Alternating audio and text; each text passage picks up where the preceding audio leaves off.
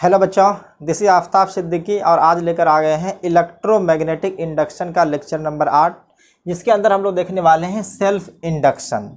तो self induction को समझने से पहले हम आपको बात याद दिला देते हैं कि जिस तरह से हम लोग इलेक्ट्रोस्टैटिक्स पढ़े थे, तो इलेक्ट्रोस्टैटिक्स से हम लोगों को मिला था कैपेसिटर। जिस तरह से देखिए ये सिंबल कैपेसिटर का था, इसको रिप्रेजेंट हम लोग सी से करते हैं। और उसके बाद पढ़े करंट इलेक्ट्रिसिटी, तो करंट इलेक्ट्रिसिटी के अंदर हम लोगों को मिला है रेसिस्टर, जिसको आर से रिप्रेजेंट करते हैं। उसी तरह से हम लोग मैग्नेटिज्म पढ़े हैं, तो इसी तरह एक नया क्वांटिटी आने वाला है जिसको हम लोग इंडक्टर कहते हैं, उसको इस तरह से रिप्रेजेंट करते हैं।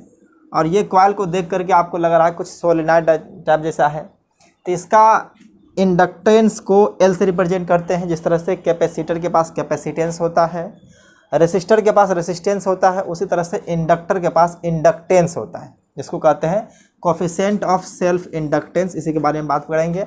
और ये जो आपको दिख रहा है इसको कहते हैं इंडक्टर, इसको इंडक्टर कहते हैं। इसको लिखने की ज़रूरत नहीं है, बस आप समझिए। अब हम लोग अभी आते हैं टॉपिक पे सेल्फ इंडक्शन, तो इसमें पूरी बात इसी के ऊपर करने वाले हैं। तो बस ये नया टर्म जो आ रहा है, आपको घबराने की बात नहीं है। जिस तरह से कैपेसिटर है, रेसिस्टर है, उसी तरह से एक इंडक्टर है। तो आप इसके अक्रॉस भी पोटेंशियल डिफरेंस होता है, इसके अक्रॉस भी होता है, और इनके अक्रॉस भी पोटेंशियल डिफरेंस आने वाला है।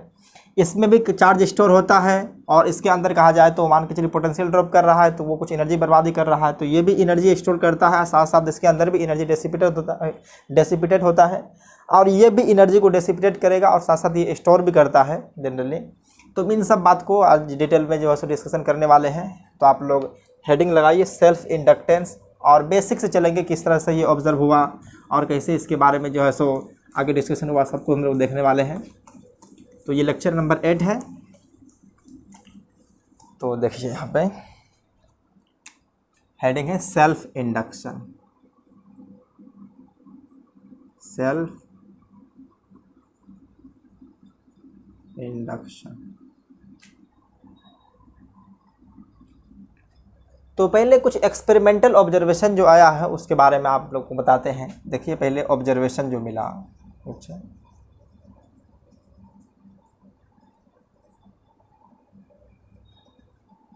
ऑब्जर्वेशन में देखा गया कि एक कोई इंडक्टर लिया। इंडक्टर मतलब आप एक सोलेनॉइड ही समझिए। ये एक सोलेनॉइड शेप का है, जिसको हम लोग कॉइल भी कह सकते हैं। ये आप देख रहे हैं कि नंबर ऑफ टर्न्स जो है सो बहुत ज़्यादा है, और इसके अंदर से जब करंट को भेजा गया, ये क्या है कि एक कॉइल है, और कॉइल को हम लोग इंडक्टर कहेंगे। आप जब इस इंडक्टर के अंदर से एक करंट भेजा गया, और ये करंट कांस्टेंट करंट भेजते हैं, तो किसी तरह का इसमें चेंज नहीं आता, कोई फ़र्क नहीं आता। जब वेरिएबल करंट भेजते हैं, क्या करते हैं, ये करंट वेरिएबल मतलब समझ सकते हैं, या तो ये इंक्रीज करेगा या तो डिक्रीज करेगा।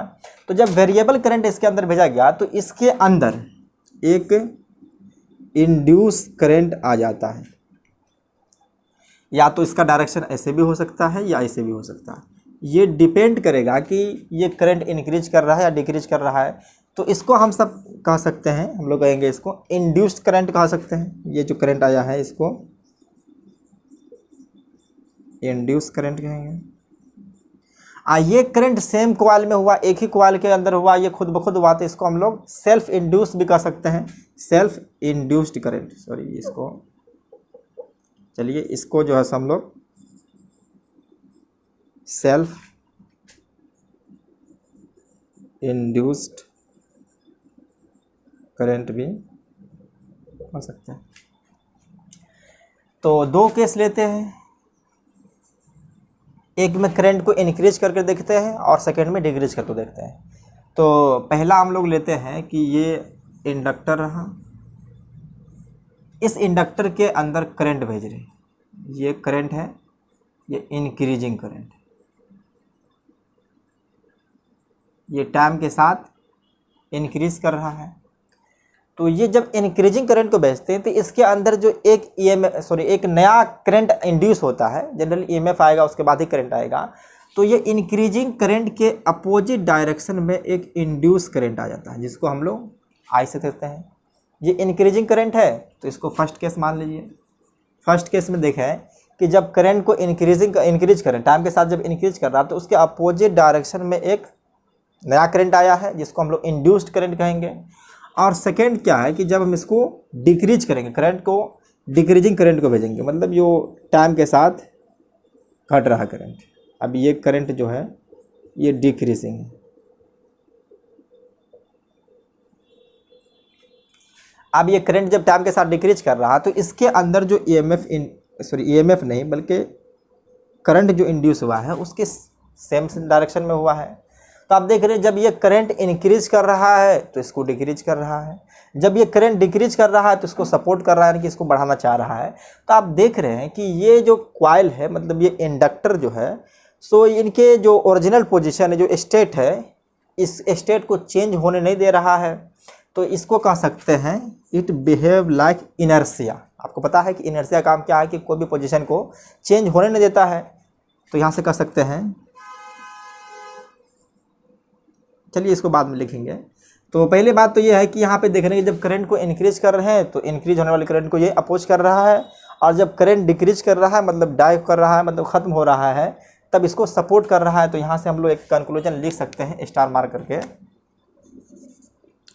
इंड्यूस्ड करंट जो है, अभी जो हम लोग देख चुके हैं कि एक नया करंट आ चुका है, इंड्यूस्ड करंट, ये कर क्या रहा है, ये अपोज कर रहा है ग्रोइंग करंट को, अपोजेस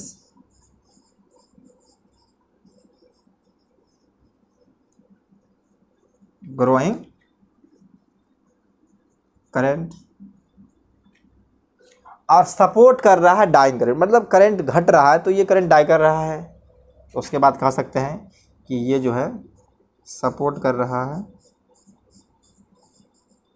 सपोर्ट डाइंग करंट।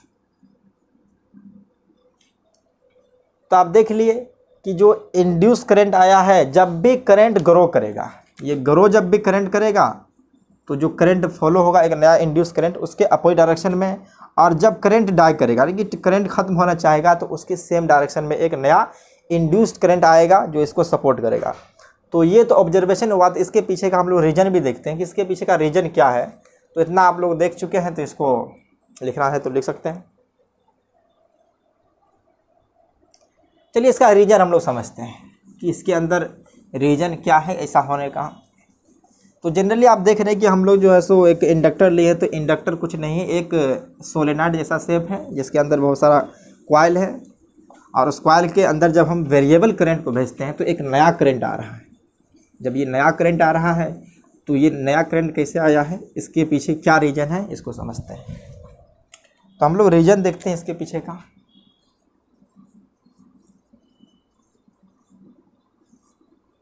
तो रीजन देखने के लिए हम लोग क्या करते हैं कि एक कॉइल, अगर एक कॉइल के अंदर देखा जाए तो वो सर्कुलर टर्न है। जैसे कि आप देखिए कॉइल बहुत सारा है तो वो सर्किल शेप में है, तो हम एक सर्किल को ले लेते हैं, जैसे कि एक सर्कुलर शेप ले लिए यहाँ पे, और इसके अंदर जनरली हम करंट को इस डायरेक्शन पे भेज देते हैं।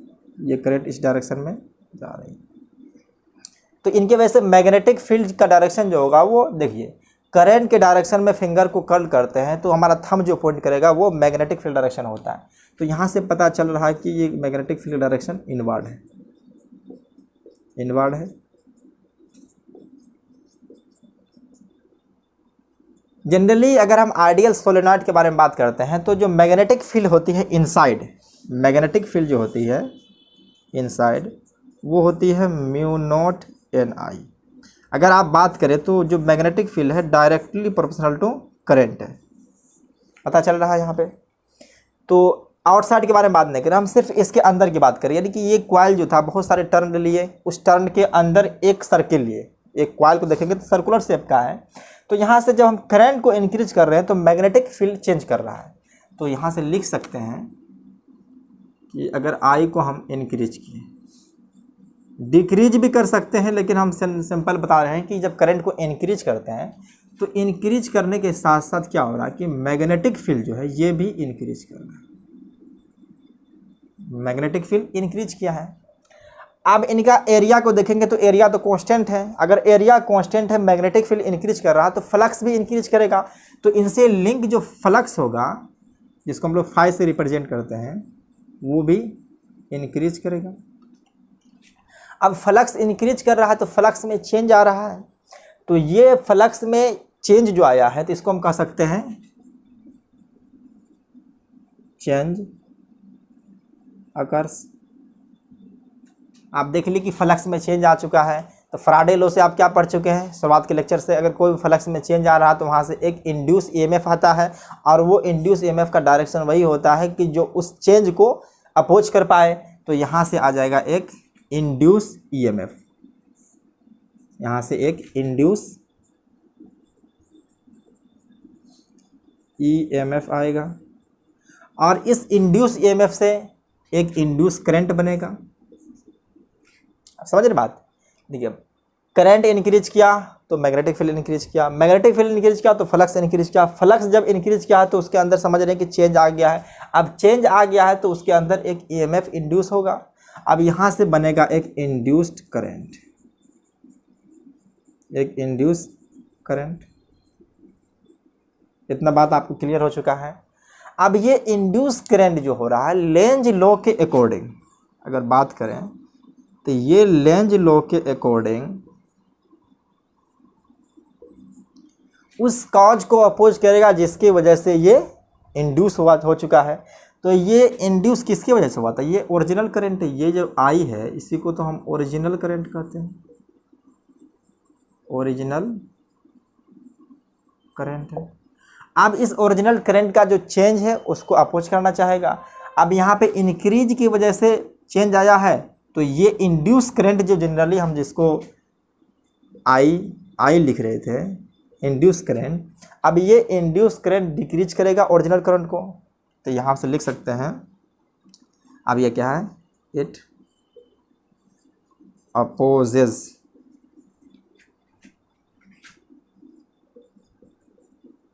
ओरिजिनल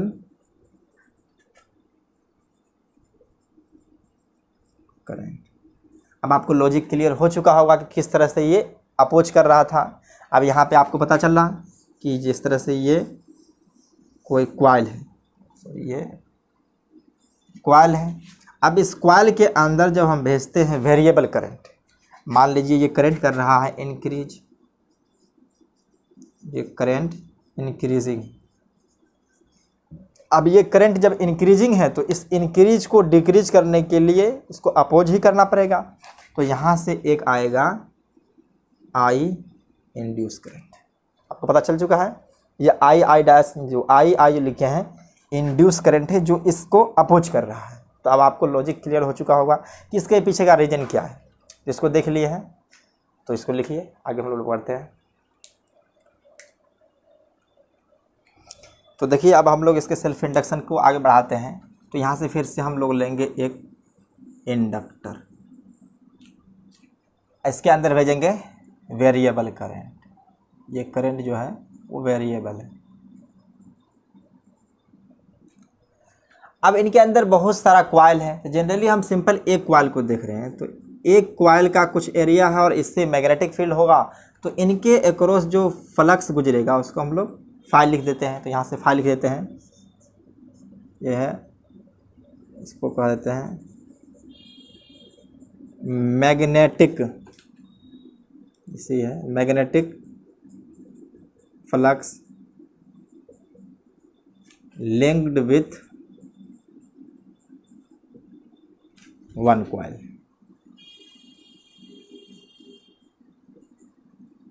एक क्वाइल के अक्रॉस जो मैग्नेटिक फील्ड लिंक है उसको हम फाई कह चुके हैं। अब मान के चलिए इसके अंदर अगर क्वाइल को देखेंगे तो बहुत सारा क्वाइल है, n नंबर ऑफ सब क्वाइल मान लेते हैं। टोटल नंबर ऑफ क्वाइल जो है सो इसके अंदर n है। ये क्या है? टोटल नंबर ऑफ क्वाइल्स हैं। तो अगर टोटल फ्लक्स देखेंगे तो यहाँ से आपको पता चल रहा है कि जो टोटल फ्लक्स को हम लोग फाई टी से रिप्रेजेंट कर सकते हैं। टोटल फ्लक्स जो आ चुका है वो आ जाएगा n फाई, या इसी को हम लोग चाहें तो इस तरह से phi T equal to n phi लिख सकते हैं। तो अभी आप देख रहे थे कि सिंस यहाँ से हम लिख सकते हैं कि करंट को इंक्रीज करने पे मैग्नेटिक फील्ड इंक्रीज कर रहा था, और मैग्नेटिक फील्ड को इंक्रीज करने पे जो हमारा फ्लक्स है, टोटल फ्लक्स मान लेते हैं कि ये इंक्रीज कर रहा है, मतलब इसमें चेंज आने की वजह से मैग्नेटिक फील्ड में चेंज, और मैग्नेटिक फील्ड में चेंज आने की वजह से फ्लक्स में चेंज आ चुका है। तो यहाँ से हम एक स्टेटमेंट लिख सकते हैं, सो जो टोटल फ्लक्स होगा वो डायरेक्टली प्रोपोर्शनल टू करंट होता है। जनरली इसके पीछे क्या है, रीजन तो ये कि करंट को चेंज करने के बाद मैग्नेटिक फील्ड में चेंज आता है, मैग्नेटिक फील्ड में चेंज करने के बाद फ्लक्स चेंज हो जाती है। तो अब ये अगर हम प्रोपोर्शनलिटी को जब हटाएंगे, तो फाई टी को जब हटाएंगे तो यहाँ से एक नया टर्म आ जाता है जिसको हम लोग कहते हैं कोफिशिएंट ऑफ सेल्फ इंडक्टेंस। ये एल है, इसको कहते हैं हम लोग कोफिशिएंट ऑफ सेल्फ इंडक्टेंस।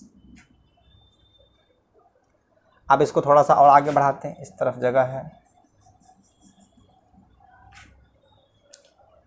तो यहाँ से अगर हम L को लिखना चाहेंगे तो L इक्वल टू, देखिए क्या लिख सकते हैं, L equal to phi T को, चलिए एक स्टेटमेंट और लिख देते हैं, फाई टी को हम एन फाई लिख सकते हैं, फाई टी को एन फाई लिख सकते हैं। चलिए पहले हम एक बार फाई टी डिवाइड बाय आई, और ये एल को आप लिख सकते हैं एन फाई डिवाइड बाय आई। इसको चलिए बॉक्स बना देते हैं। अब यहाँ से अगर एल के बारे में देखा जाए तो एल आपको लग रहा है कि फ्लक्स और करंट को चेंज करने के बाद ऐसा हो रहा है, तो आपको याद दिलाएं कि जो कैपेसिटेंस होता था वो होता था Q बाय वी, और रेसिस्टर जो होता था वो होता है डेल्टा V बाय आई। तो इस रिलेशन को देखकर कुछ याद आ रहा है, कैपेसिटेंस ना तो चार्ज पे डिपेंड करता ना तो पोटेंशियल पे डिपेंड करता, उसी तरह से रेसिस्टेंस ना तो पोटेंशियल डिफरेंस पे डिपेंड करता ना तो करंट पे डिपेंड करता है। अगर इसके बारे में बात करेंगे तो ये जो डिपेंड करता है रो एल बाय ए, जिसको आप बहुत अच्छी तरह से करंट इलेक्ट्रिसिटी के अंदर पढ़ चुके हैं। तो ये रेसिस्टेंस ना तो पोटेंशियल डिफरेंस पे डिपेंड कर रहा है ना तो करंट पे, लेकिन इनके रेशियो पे डिपेंड करता है। इन दोनों का रेशियो जो होता है वो फिक्स होता है जनरली। तो उसी तरह से एल के बारे में बात करेंगे, एल तो ना तो फ्लक्स पे डिपेंड करेगा और ना तो करंट पे डिपेंड करता है। तो यहाँ से अगर हम चाहें तो लिख सकते हैं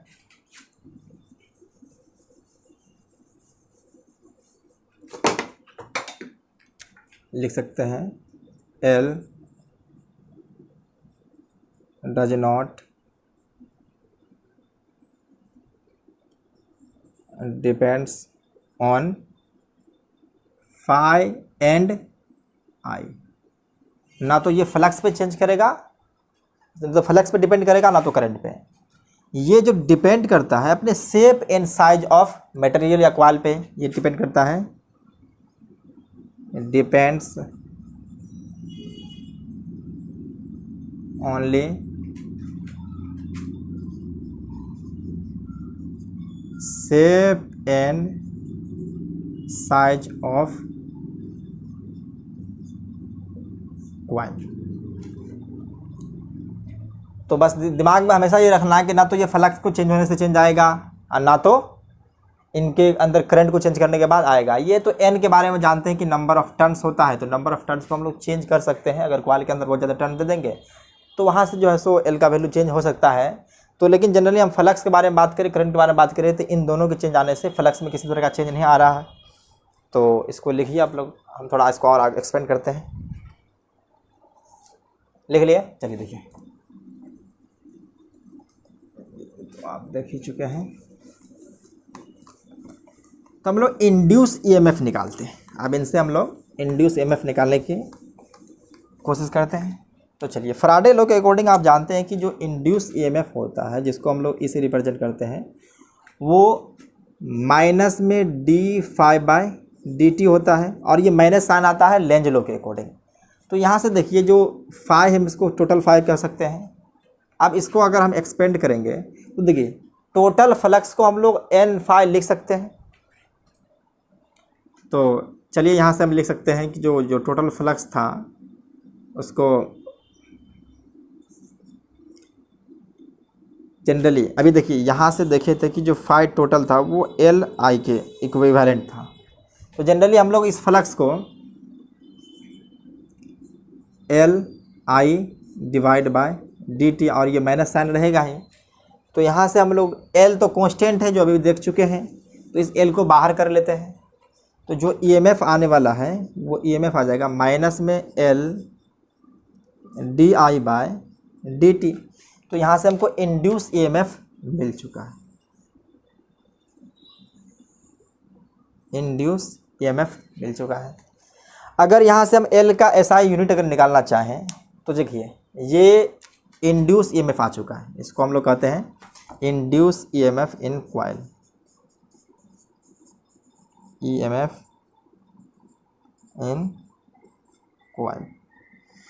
तो अब जब हमको रेसिस्टर कहीं पे ये एक इंडक्टर दिया रहेगा तो इस इंडक्टर के एक्रॉस जो ईएमएफ हमको निकालना है, अगर इसके एक्रॉस, अगर इसको देखा जाए कि मान के चलिए कोई बैटरी में कन्वर्ट हो चुका है जिसका टर्मिनल कुछ इस तरह से,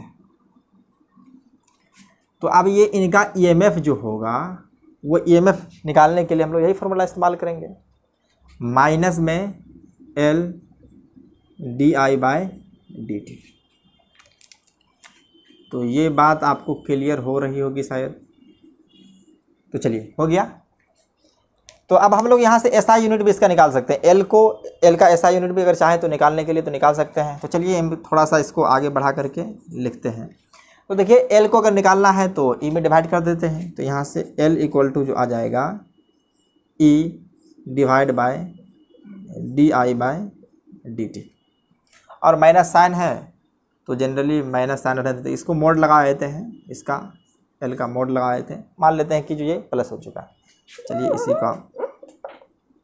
इसी में मोड लगा देते हैं। अगर इनका एसआई यूनिट हमको चाहिए, एसआई यूनिट, तो देखिए एसआई यूनिट निकालने के लिए ये पोटेंशियल डिफरेंस ईएमएफ जो होती है वो पोटेंशियल डिफरेंस होता है, तो इसका वोल्ट होता है, इसका एम्पियर पर सेकेंड रहता है। देखिए वोल्ट एम्पियर पर सेकेंड, तो इसका हम क्या है, इसका सेकेंड को ऊपर भेज सकते हैं। तो देखिए वोल्ट सेकेंड पर एम्पियर कर सकते हैं। ऐसे को चाहेंगे तो एल का जो एसआई यूनिट है उसको वोल्ट सेकेंड पर एम्पियर कह सकते हैं। लेकिन ये वोल्ट सेकेंड पर एम्पियर नहीं होता है, तो अगर जो भी स्पेसिफिक क्वांटिटी या कैपेसिटेंस आया है उसका एसआई यूनिट फराड होता है, रेसिस्टर का ओम होता है। तो उसी तरह से इसका स्पेशल यूनिट होता है, इनका एक स्पेशल यूनिट होता है हेनरी, स्पेशल यूनिट होता है हेनरी, HENRY, इसको रिप्रेजेंट करते हैं हम लोग H से। तो हेनरी भी बहुत ही बड़ा यूनिट है, जिस तरह से आपको कैपेसिटेंस का जो फ्राड था वो बहुत बड़ा यूनिट था। तो जनरली हम लोग मिली हेनरी या माइक्रो हेनरी में ही काम करेंगे। तो आपको पता चल चुका है कि यहाँ से हेनरी जो वोल्ट सेकेंड पर एम्पियर, यहाँ से अगर आप चाहें तो डायमेंशन भी आसानी से निकाल सकते हैं, वोल्ट का भी आप जान सकते हैं। वोल्ट को निकालने के लिए कैसे करते हैं, पोटेंशियल का, तो W/Q से, W का जानते हैं, Q का जानते हैं, उससे निकाल सकते हैं। तो ये अपना टॉपिक नहीं है, इसको छोड़ते हैं, अगर आप चाहें तो इसको निकाल सकते हैं आराम से। तो इतना बात आप समझ चुके हैं। तो अगर यहाँ से कहते हैं डिफाइंड करने के लिए एल को, यहाँ से अगर एल को चाहे तो हम डिफाइंड भी कर सकते हैं। तो ये मिटा देते हैं,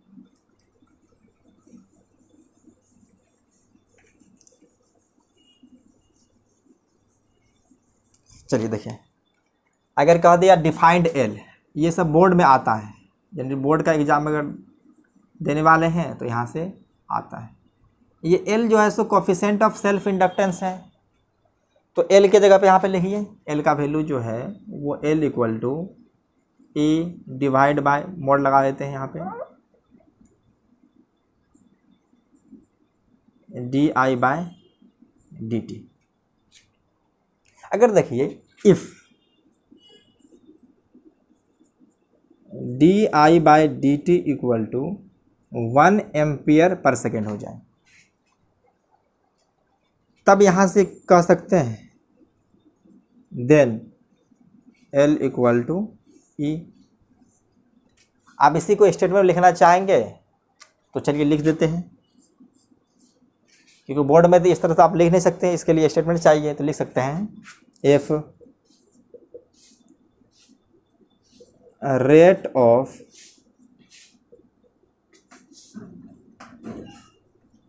change of current in coil, ये एल है, coil is 1 ampere per second, then coefficient of self inductance is equal to induce EMF आ जाएगा, देन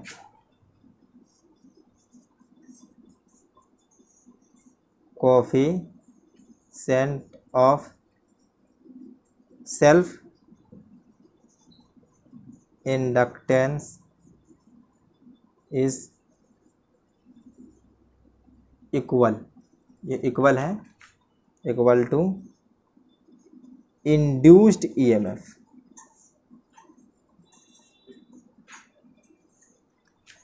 अगर करंट का रेट जो है वो 1 एम्पियर पर सेकेंड हो जाएगा तो देख सकते हैं कि अगर di/dt अगर 1 एम्पियर पर सेकेंड हो जाए तब हम कह सकते हैं कि जो कोफिशिएंट ऑफ सेल्फ इंडक्टेंस जो है वो इंड्यूस ईएमएफ के बराबर होता है। तो यहाँ से एल को डिफाइन भी कर चुके हैं, तो इतना को आप लोग नोट कीजिए। तो यहाँ से एक टर्म शुरू में बता रही थी, जो सेल्फ इंडक्टेंस है ये हमेशा स्टेट का अपोज करता है। अगर इंक्रीज हो रहा है तो उसको इंक्रीज नहीं होने दे रहा, अगर डिक्रीज कर रहा तो उसको डिक्रीज भी नहीं होने दे रहा, यानी कि जो भी इसका स्टेट है उसमें चेंज होने नहीं दे रहा। तो यहाँ से लिख सकते हैं self inductance behaves as inertia, क्योंकि इनर्शिया का भी यही प्रॉपर्टी था कि अपने अंदर होने वाले चेंज का ये हमेशा अपोज करता है। यहाँ से इसका सकते हैं it opposes a state of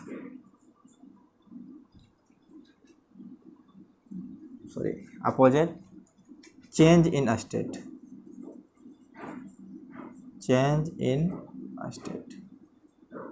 अगर कोई स्टेट है तो उसमें चेंज नहीं होने दे रहा है, तो ये भी यही काम इनर्शिया का भी था। तो चलिए हम लोग देखे थे शुरुआत में जो स्टार्ट किए थे लेक्चर, तो हम लोग यहाँ से लिखे थे कि अगर कोई कैपेसिटर है सी, तो इसका कैपेसिटेंस सी है और ये रेसिस्टर है जिसका रेसिस्टेंस आर है, और ये शुरुआत के लेक्चर में जो बताए थे कि ये है इंडक्टर जिसका इंडक्टेंस एल है। तो इनके अक्रॉस पोटेंशियल डिफरेंस आपको पता है कि अगर हमको डेल्टा भी निकालना है तो निकालते हैं Q/C, ये बात आप पढ़ चुके हैं। यहाँ से अगर हमको पोटेंशियल डिफरेंस निकालना है तो यहाँ से निकालते हैं हम लोग I/R से, delta V equal to I/R है, और इसके अक्रॉस जो पोटेंशियल डिफरेंस आएगा वो आएगा माइनस में L/di/dt। अभी न्यूमेरिकल करते हैं, आपको माइनस साइन का टेंशन ही खत्म कर देते हैं, बस आपको बता देंगे कि किस, ये टर्मिनल पे डिपेंड करता है कि इसका टर्मिनल कैसे होगा, ये पॉजिटिव किस तरफ और नेगेटिव किस तरफ होगा। तो लेकिन जो रियल फार्मूला है वो इसी तरह से आता है, अगर जो भी चेंज हो रहा है उसका अपोज कर देगा। अगर चेंज अगर पॉजिटिव है तो नेगेटिव, अगर ये पॉजिटिव आ चुका है तो ये करंट डायरेक्शन में ही होगा, तो वहाँ से अपोजिट करने के लिए माइनस साइन लगा दिया गया है। तो यहाँ से डेल्टा भी देखिए यहाँ से आ चुका है माइनस में L/di/dt। तो तीनों के अक्रॉस आपको पोटेंशियल डिफरेंस पता हो चुका है, दो तो पहले से पता था और तीसरा अभी देख चुके हैं। तो चलिए हम लोग एक क्वेश्चन लेते हैं, उसके अकॉर्डिंग हम लोग इसके पोटेंशियल डिफरेंस को निकालते हैं। तो चलिए इसको देख लिए।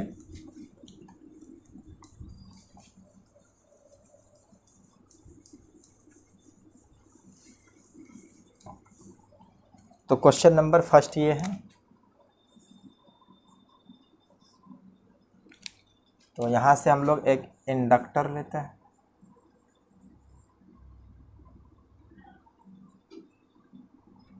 और इसके अंदर करंट भेज रहे हैं इंक्रीजिंग, ये करंट जो है वो इंक्रीजिंग। इस करंट का रेट भी दिया हुआ है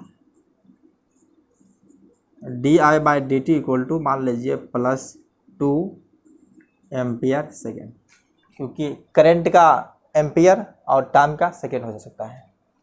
इस टर्मिनल को मान लेते हैं ए और इस टर्मिनल को मान लेते हैं बी, और इंडक्टेंस जो दिया हुआ है L इक्वल टू मान लीजिए 5 हेनरी। हालांकि ये मिली हेनरी में होता है, जनरली हम लोग हेनरी ले रहे हैं क्योंकि शुरुआत का क्वेश्चन है तो इसलिए ऐसा कर रहे हैं। तो पूछ रहा है फाइंड VA माइनस VB। तो चलिए हम इसको सॉल्व कर दिखाते हैं। आपको पहला क्वेश्चन है सॉल्यूशन। पहले हम लोग इसके अक्रॉस एक ये जो इंडक्टर है अगर करंट वेरी कर रहा है तो एक EMF की तरह बिहेव करेगा। ये क्या इसके अंदर एक करंट प्रोड्यूस होगा, तो करंट प्रोड्यूस होने से पहले हुआ होगा एक इंड्यूस EMF। तो ये इंड्यूस EMF का फॉर्मूला हम लोग निकाल चुके हैं कि जो E इक्वल टू होता है वो माइनस में L di/dt है। तो आज के बाद से आप इस माइनस को हटा दीजिए, यहाँ से सिर्फ मोड लगा करके आप इसका मैग्नीट्यूड निकालिए। डायरेक्शन निकालने का तरीका आपको बताते हैं। चलिए E इक्वल टू यहाँ से आ जाएगा L का वैल्यू 5 और di/dt का वैल्यू है +2, ये है +2। तो यहाँ से हम +2 को 2 ही रहने देंगे क्योंकि अगर माइनस रहता तो मोड का काम था प्लस कर देना। तो जनरली यहाँ से जो देख रहे हैं कि E का वैल्यू आ चुका है 10 वोल्ट। अब कौन सा टर्मिनल पॉजिटिव होगा कौन सा नेगेटिव होगा उसके अकॉर्डिंग हमको काम करना पड़ेगा। तो देखिए यहाँ से कौन सा पॉजिटिव कौन सा नेगेटिव है, तो बताया था कि करंट जिस डायरेक्शन में इंक्रीज कर रहा है उसके अपोजिट में होगा। तो करंट इंड्यूस कुछ इस डायरेक्शन में होने वाला है क्योंकि इंक्रीजिंग करंट है। तो जब ये इंक्रीजिंग करंट अपोजिट डायरेक्शन में है तो अपोजिट डायरेक्शन में करंट का टर्मिनल ये जो पोटेंशियल जो आया अभी पोटेंशियल इंड्यूस EMF आया है इसका टर्मिनल भी हाइयर टर्मिनल इस तरफ और लोअर टर्मिनल इस तरफ होनी चाहिए, तभी तो करंट इस डायरेक्शन में निकलेगा। क्योंकि करंट जो निकलती है ये इंड्यूस करंट के बारे में बात कर रहे हैं। इंड्यूस करंट जो निकलेगी इंड्यूस EMF से निकलेगा और इंड्यूस EMF के पॉजिटिव टर्मिनल से करंट निकलती है। आपको पता चल चुका हाइयर टर्मिनल A है और लोअर टर्मिनल B है। तो यहाँ से लिख सकते हैं VA minus VB equal to 10 volt. पता चल चुका है किस तरह करना है। तो बस आप मैग्नीट्यूड निकाल लीजिए फार्मूला से और डायरेक्शन निकालने के लिए थोड़ा सा दिमाग इस्तेमाल करना, ज़्यादा भी नहीं। बस करंट इंक्रीज कर रहा तो उसके अपोजिट डायरेक्शन में, करंट डिक्रीज कर रहा तो उसके आप सेम डायरेक्शन में कर देंगे। तो इसको देख लिए। सेकंड क्वेश्चन हम लोग करते हैं। तो चलिए हम लोग सेकंड देखते हैं। तो सेकंड क्वेश्चन में सेम ऐसा ही केस रहेगा, थोड़ा सा करंट डायरेक्शन चेंज कर देंगे और जो इंक्रीजिंग था उसको डिक्रीजिंग कर देते हैं।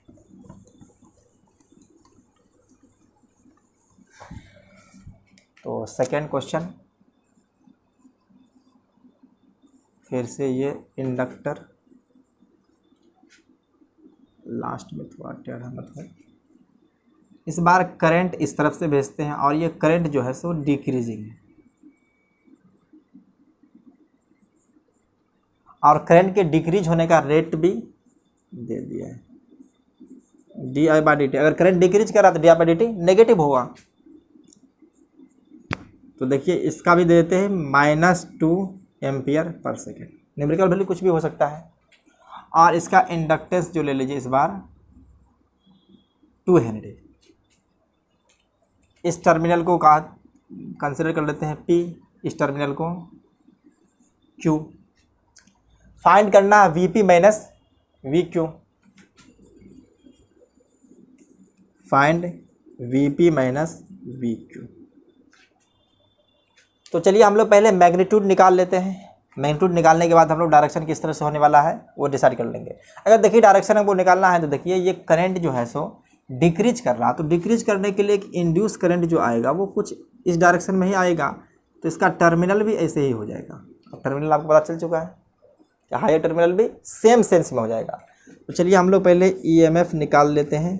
E equal to L di/dt का मॉड।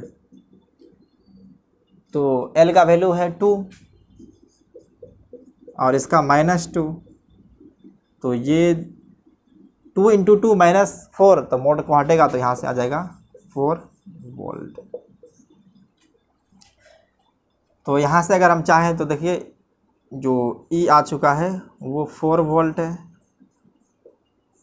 और हायर टर्मिनल कौन सा है, तो P है। तो यहाँ से हम लोग डायरेक्ट कर सकते हैं Vp minus Vq equal to, चलिए Vp minus V equal to 4 volt आ जाएगा। ये देख लिए। चलिए एक थर्ड क्वेश्चन दे रहे हैं। थर्ड क्वेश्चन में थोड़ा सा हम डेटा को चेंज करते, बाकी सब कुछ सेम रहेगा, लेकिन वो किरचॉफ्स लॉ के अकॉर्डिंग हम लोग सॉल्व करेंगे। इसको देख लिए। चलिए आगे देखते हैं हम लोग।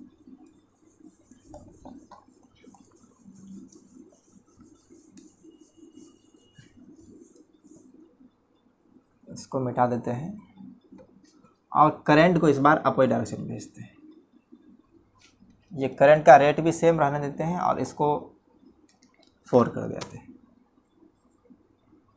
इस बार करंट जो है कुछ ऐसे है और ये भी डिक्रीजिंग करंट है।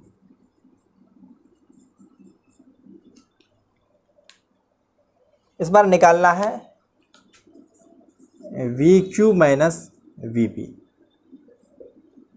तो क्वेश्चन ये है, कुछ भी कह सकता है। अगर Vp माइनस VQ निकाले, VQ माइनस VP निकाले तो उससे कोई फ़र्क पड़ने वाला है नहीं। तो हमको निकालना है VQ माइनस VP। तो आपको पता होना चाहिए कि हम लोग पाथ एक कंसिडर करते थे कि पाथ कुछ इस तरह से ले लेते हैं कि हमको चलना है इस तरह से कुछ। तो ये हमारा पाथ हो चुका है। अब ये करंट डिक्रीज कर रहा है। जब करंट डिक्रीज कर रहा है तो इसके अंदर जो इंड्यूस करंट आएगा कुछ इसी डायरेक्शन में आएगा। अब इंड्यूस करंट डायरेक्शन इस तरह से, तो ये जो इंडक्टर है एक बैटरी की तरह बिहेव करेगा जिसका हायर टर्मिनल करंट के अलोंग और इंड्यूस करंट के अलोंग, और जो नेगेटिव टर्मिनल होगा उसका अपोजिट डायरेक्शन में। तो आपको पता होगा किरचॉफ्स लॉ से, अगर पाथ, अगर कोई ये इस तरह से, अगर हमारा ये पाथ है, ये प्लस ये माइनस है, पाथ के अलोंग अगर देखते हैं कि अगर पाथ हायर से हायर पोटेंशियल से लोअर पोटेंशियल होता है तो डेल्टा V जो लिखते हैं हम लोग नेगेटिव लिखते हैं। ये किरचॉफ्स लॉ में बता चुके हैं कि अगर पाथ के अलोंग चलते हैं, पाथ के अलोंग चलते हैं हायर से लोअर की तरफ। रेसिस्टर में भी इसी तरह बताए थे। रेसिस्टर के अंदर जब करंट ऐसे चलती है और रेसिस्टेंस R है तो करंट के अलोंग, देखिए जब भी करंट फॉलो होती है हायर टर्मिनल से लोअर टर्मिनल, तो हायर टर्मिनल ये है, लोअर टर्मिनल ये है, तो डेल्टा V जो इसका होता है माइनस में I इंटू R, क्योंकि अभी पोटेंशियल ड्रॉप ही कर रहा है। करंट में देखिए रेसिस्टेंस के अंदर देखिए, अगर ये देखा जाता है ये टर्मिनल कौन सा हायर टर्मिनल है और ये लोअर टर्मिनल है। इसी तरह से इसमें भी देखा जाए तो हायर टर्मिनल ये और लोअर टर्मिनल ये। तो पाथ जब हाई टर्मिनल से लो टर्मिनल की तरफ जाती है तो उसके अकॉर्डिंग जो पोटेंशियल डिफरेंस आता है उसको नेगेटिव कहते हैं। ये बात आपको किरचॉफ्स लॉ में बता दिए हैं। अगर नहीं जानते हैं तो यहाँ से कर लेते हैं। तो चलिए हम लोग पाथ जो ट्रेस किए हैं कुछ ऐसे किए हैं। तो पहले यहाँ पे देख लेते हैं VQ माइनस में, अभी तो माइनस आया प्लस आया, दिखाना है कि बैटरी का हमारा सेंस किस तरह है। वो पाथ के अलोंग पहले हाई से लो जा रहे हैं तो यहाँ से हम लोग माइनस E कर देते हैं, क्योंकि इसका एम मान लेते हैं E है, इक्वल टू VP। पता चल चुका आपको। तो हमको निकालना है क्या है, VQ माइनस VP। तो चलिए VQ minus VP equal to E का वैल्यू अब हमको लेना है पॉजिटिव, कुछ भी हो इसका वैल्यू पॉजिटिव लेना, क्योंकि पॉजिटिव ही मान करके हम लोग इसको पोटेंशियल ड्रॉप किए हैं। तो यहाँ से VQ माइनस VP E आ चुका है, और E का वैल्यू आप आसानी से निकाल सकते हैं, L di/dt का मोड लगा करके। तो L है 4 और ये -2, तो ये डायरेक्टली 8 आ जाएगा। तो यहाँ से पता चल रहा है कि जो E का वैल्यू है प्लस में 8 वोल्ट आएगा। तो किसी तरह का कन्फ्यूजन नहीं होनी चाहिए, देख लिए। तो अब जब हम किसी पाथ के अकॉर्डिंग चलेंगे तो किस तरफ से पॉजिटिव किस तरफ से नेगेटिव लेना है ये क्लियर हो चुका है। तो ये बात तो हम आपको बताए थे, वैसी बेसिक चीज़, इसको लिखने की ज़रूरत नहीं है। इतना को अगर लिखना चाहते हैं तो लिखिए। चलिए नेक्स्ट हम लोग निकालते हैं। समझिए एक क्वेश्चन ही टाइप का है, find coefficient of self inductance, यानी कि L का वैल्यू निकालना है इंडक्टेंस फॉर लॉन्ग सोलेनॉइड। अगर लॉन्ग सोलेनॉइड कहा गया है तो आप समझ लीजिए कि आइडियल सोलेनॉइड का हिंट दे चुका है। तो आइडियल सोलेनॉइड के अंदर जानते हैं कि मैग्नेटिक फील्ड यूनिफॉर्म होती है, तो हम उसी कंसेप्ट को लगाएंगे। चलिए, तो यहाँ से हम लोग एक आइडियल सोलेनॉइड लेते हैं। ये एक आइडियल सोलेनॉइड है जिसका लेंथ कंसिडर कर लेते हैं कि लेंथ जो है इसका स्मॉल एल है। इसके अंदर टोटल नंबर ऑफ टर्न्स को एन कंसिडर कर लेते हैं। ये टर्न्स जो है एन है, टोटल नंबर ऑफ टर्न्स, ये कैपिटल एन है, कुछ इस तरह से है। तो आप एक स्मॉल एन के बारे में भी जानते हैं, इसको कहते हैं number of turns per unit length होता है, number of turns per unit length. अगर हम लोग इससे निकालना चाहेंगे तो देखिए एन का वैल्यू जो हो जाएगा वो हो जाएगा N by L. Total turn में अगर टोटल नंबर ऑफ टर्न्स कितना है एन, और लेंथ देखेंगे टोटल लेंथ से डिवाइड कर देंगे तो ये आ चुका है।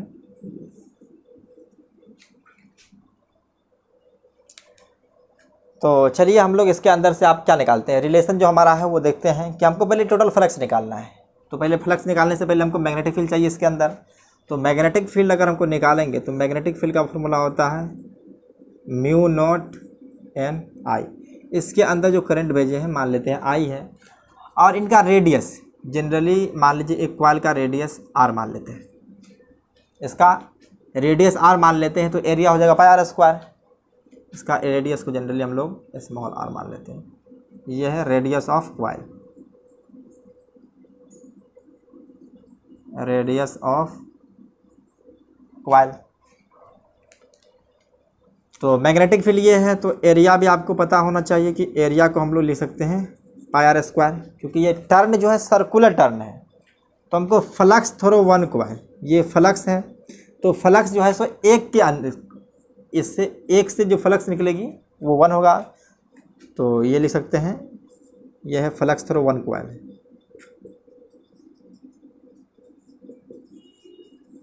Flux through one coil. तो टोटल फ्लक्स निकालने के लिए हम लोग क्या कर सकते हैं, एन इंटू फाइव कर देंगे। तो यहाँ से एन का वैल्यू तो एन ही रहने दीजिए फिलहाल, और जो फ्लक्स है फ्लक्स को बी ए लिख सकते हैं। अगर दोनों का अगर देखेंगे तो मैग्नेटिक फील्ड अगर करंट कुछ ऐसे जा रही है तो एरिया वेक्टर और मैग्नेटिक फील्ड को सेमी डायरेक्शन में रखते हैं, तो उससे कोई दिक्कत की बात नहीं है। तो बी ए कॉस जीरो रख लीजिए, फ्लक्स बी डॉट ए होता है। तो यहाँ से अगर हम लोग टोटल फ्लक्स निकालना चाहेंगे तो देखिए एन, मैग्नेटिक फील्ड का value mu naught N I, mu naught N I, और एरिया देखेंगे तो एरिया जो आ रहा है पाई आर स्क्वायर है, ये पाई आर स्क्वायर है। किसी किसी किताब में डायरेक्ट इसको ए भी ले लेता है, तो हम लोग ए भी ले लेंगे लास्ट में, लेकिन बस आप इतना समझिए कि जो हमको टोटल फ्लक्स आ चुका है वो देखिए, इस एन को रिप्लेस कर देते हैं स्मॉल एन में। तो यहाँ से लिख सकते हैं कैपिटल एन को N into small L, N into small L, और ये magnetic field mu naught N I, और ये रहा हमारा एरिया पाई आर स्क्वायर। तो जो टोटल फ्लक्स आ चुका है वो देख रहे हैं, म्यू नॉट को बाहर कर लेते हैं, म्यू नॉट एन स्क्वायर, एक एन यहाँ से एक एन यहाँ से, म्यू नॉट एन स्क्वायर, अभी आई को बाहर कर देते हैं, म्यू नॉट एन स्क्वायर, यहाँ से देखिए बचा क्या पाई आर स्क्वायर, और ये एल, इस आई को बाहर कर देते थोड़ा सा, थोड़ी देर के लिए। इसको इक्वेशन फर्स्ट मान लीजिए,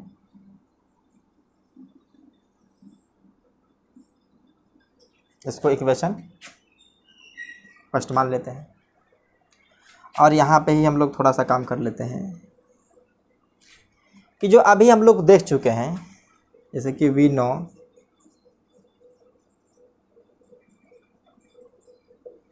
जो टोटल फ्लक्स था वो L इंटू आई के बराबर था, क्योंकि अभी तो आज की क्लास में यही सीखे हैं कि जो टोटल फ्लक्स होती है L इंटू आई, इसको इक्वेशन सेकेंड कर लेते हैं। तो इसलिए इक्वेशन फर्स्ट एंड सेकेंड से देखेंगे, तो पुट कीजिए फाई की जगह पे L I equal to mu naught N square